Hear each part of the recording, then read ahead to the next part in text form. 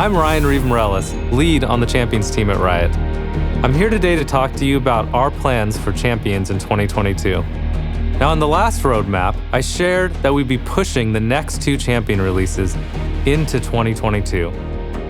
At the time, we weren't sure how it would impact our schedule, but now we have a clearer picture, so I'd like to share an update. Our goal last year was to release a Champion for every lane, with the exception of mid, which would be receiving 2. When we were planning Champions for this year, it became clear that we wouldn't be able to target the same goal for 2022, while still giving each Champion the time and attention they would need. So we'll be slowing down a little. While we want to get Champions out for as many of you as possible, it's more important to us that we release Champions when they are ready, even if that means we don't hit a specific quota for the year. Take last year, for example, when we delayed Vex to build out her tech.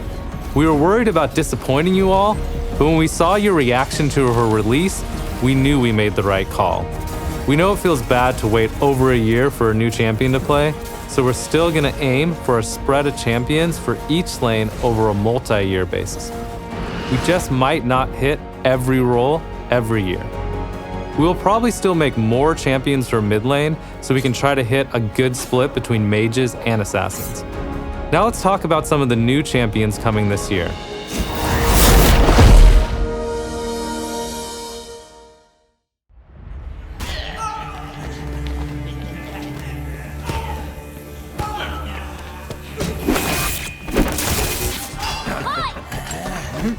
You wanna mess with him? You got to deal with me first.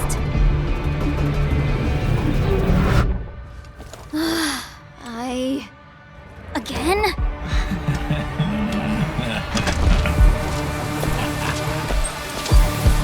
Oh, come on!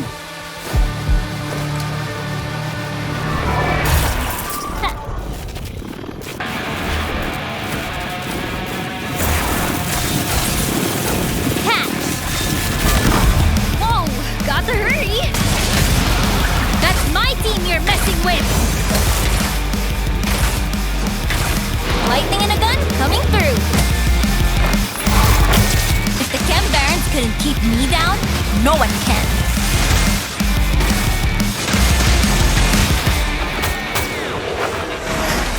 Just a little closer.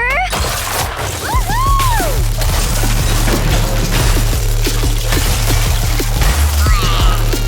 Got him.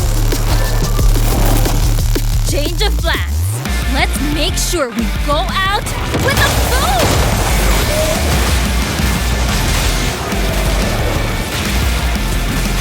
Wow, intense!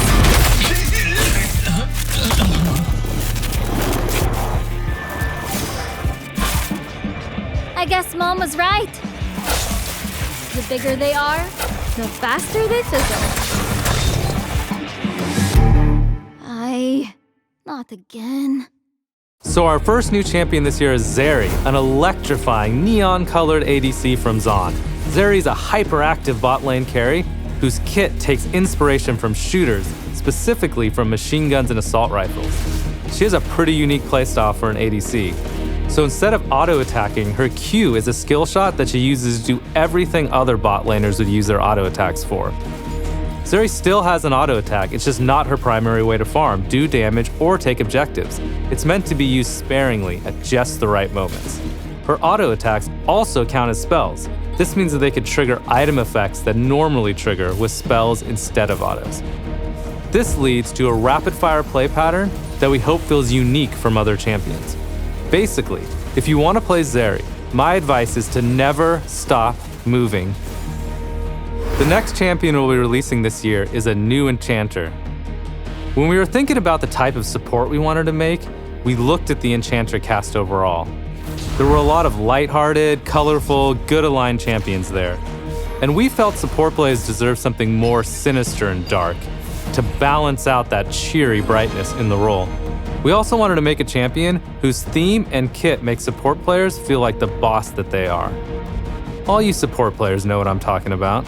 Those damage carries always get all the credit, but it's always been you, behind the scenes.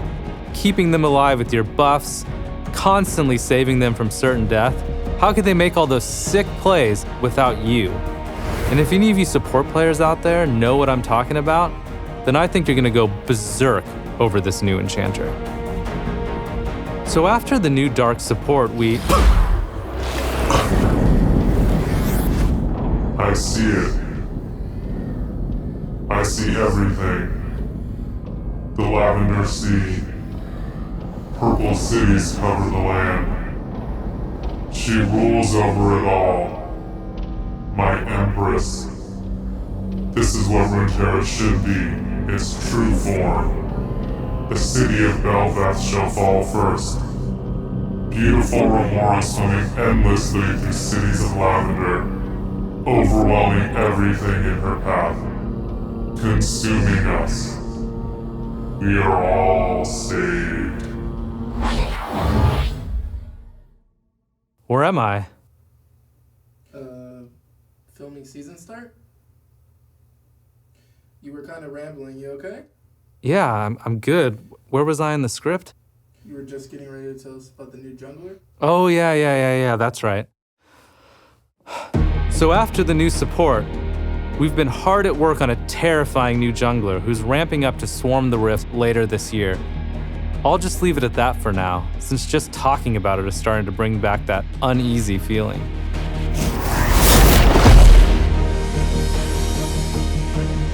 So that's all for new champions, but what about VGUs? Later this year, we're releasing the champion you all voted for last year, Ούντιρ.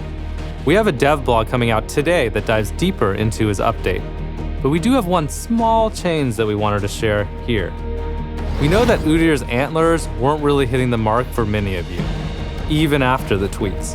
And once we got them in game, we also realized they weren't really needed for a unique silhouette. So we removed them. Goodbye, antlers. Be sure to check out the dev blog to see all the awesome progress that the team has made so far on Ούντiр. But that's not all the news for you VGU fans out there. We will also have a new vote going live today, where we will once again ask you all to vote for a champion to receive a VGU next year. So Shyvana, Nocturne, and Skarner will be returning, but they'll be joined by some new contenders with Tryndamere and Kog'Maw. Make sure to check out the poll to learn more about why we chose these 5 champions, as well as our design goals for each of them.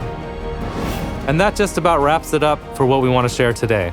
But before we go, here's a quick teaser for a new, very mysterious, non-traditional bot lane champion we'll be whipping out later this year. Thanks so much for watching, and make sure to check out our newest champion Zary on PBE or when she releases in a few weeks. I'll see you on the Rift.